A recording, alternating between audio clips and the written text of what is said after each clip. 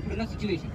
So దాన్ని ఇప్పుడు ఎందుకంటే ఇప్పుడు ఆపి ఇంకో నోటిఫికేషన్ ఇచ్చి ఎగ్జామ్ పెట్టి మళ్ళీ రిజల్ట్ మీ ఉద్యోగం ఇచ్చడానికి 1 సంవత్సరం పడుతుంది అనుకుందాం. ఈ లోపల స్కూల్లో ఎవరు చెప్తారు చెప్పండి మన ఈ జిల్లా పిల్లలకి? అందుకే వాళ్ళ ఆలోచన ఏంటి అంటే ఇప్పుడు ప్రాసెస్ ఆల్రెడీ ఆల్మోస్ట్ అయిపోయింది. ఆ ప్రాసెస్ని ప్రాపర్గా కంప్లీట్ చేస్తే మిగతా జిల్లాలతో పాటు ఇక్కడ మాత్రమే ఒక గోల్ పెట్టి మిగతా దాంట్లో కంప్లీట్ చేసేసి దాని తర్వాత ఈ జిల్లా పరిస్థితి ఇది, మన ఏఎస్ఆర్ డిస్ట్రిక్ట్ పరిస్థితి ఇది, ఇన్ని పోస్టులు ఉన్నాయి, ఇంతమంది వేకెన్సీస్ ఇచ్చి అప్పుడు ఒక స్పెషల్ డిఎస్సీ తీసుకొద్దామని ఆలోచనలో ఉన్నారు. దానికి మీరు కొద్దిగా టైం ఇవ్వాలి. అలా టైం ఇవ్వకుండా ఇట్లా ఒక రోడ్ బ్లాక్ చేసేసి ఒక వ్యవస్థని ఇబ్బంది పెట్టడం, నాకు మీ ప్రాబ్లం అర్థమైంది. కొత్త నిరుద్యోగం అంటే సమస్య అనేది చాలా పెద్ద సమస్య. కానీ అలాగని ఆల్రెడీ జరుగుతున్న ఒక ప్రాసెస్ని మనం డిస్టర్బ్ చేసి అక్కడ లాక్కొని ఇక్కడ మనం ఒక ఉద్యమంలా చేయడం అనేది తప్పు.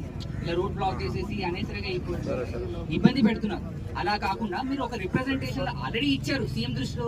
ఇచ్చుంటాం సార్ ఇప్పటికి. అంటే జరిగే ప్రాసెస్ ఇది ఇచ్చారు కరెక్ట్. ఒక రోజులో ఒక రాత్రిలో జరిగిపోయే డిమాండ్ కాదు. 2 నెలలు జరుగుతుంది సార్. ఒక రోజులో జరిగిపోయేటట్టు అది వ్యవస్థ ఎలా అవుతుందండి? దానికి టైం పడుతుంది. ప్రాపర్ ఇప్పుడు అరే ప్లానింగ్ సరిగ్గా లేదని ఈ రోజు రోడ్ మీద కూర్చున్నారు. నెక్స్ట్ టైం కూడా అలా కూర్చోకుండానే కదా ఆలోచన పెట్టి చేసుకునేది.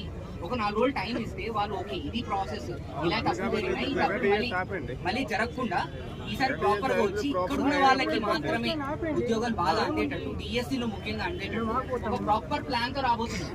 దానికి మీరు కొద్దిగా సమయం ఇస్తే ప్రాపర్ గా ఇంప్లిమెంట్ అవ్వడానికి మీరు సహకరించాలి కదా. నేను చెప్పేది అర్థం చేసుకోండి. ఇలా ఐటీడీఏ ముందు ప్రతిసారి వచ్చి కూర్చొని ఇలా చేయడం అంత సులువు కాదు. ఒకసారి ఆలోచించి మీరు ఆల్రెడీ రిప్రజెంటేషన్ ఇచ్చారు, చాలా ఇచ్చారంటున్నారు. ఇచ్చారు అవన్నీ దృష్టి. ఇప్పుడు ఈ రోజు ఒకటి ఇచ్చారు, 4 రోజుల తర్వాత ఇంకోటి ఇస్తారు. ఆ డిమాండ్ వేరుంటాయి, ఈ రోజు ఇచ్చిన డిమాండ్లు వేరుంటాయి. అవన్నీ దృష్టిలో మీరు ఇస్తున్నారు కరెక్టే, వేరే వాళ్ళు కూడా ఇస్తుంటారు కదా. అవన్నీ దృష్టిలో పెట్టుకొని ఒక ప్రాపర్ ప్లాన్ తో రావాలంటే కొద్దిగా టైం కావాలి కదా. దానికి పర్మిషన్ చాలా ఉంటుంది, కోర్టు కేసులు చాలా నడుస్తుంది. అవన్నీ దృష్టిలో పెట్టుకుని ఇప్పుడు ఏ డెసిషన్ తీసుకున్నా సరే అదే కోర్టులో ఏం అడుగుతారు, నేను సమాధానం చెప్పాలి. ఇలా రోడ్ మీద వచ్చి కూర్చు చేసుకున్నాడు, ఆ భయంతో నేను చేశానంటే కోర్టులో వినరు కదా. అందుకే నేనేమంటానంటే కొద్దిగా సమయంతో వేచి ఉంటాను.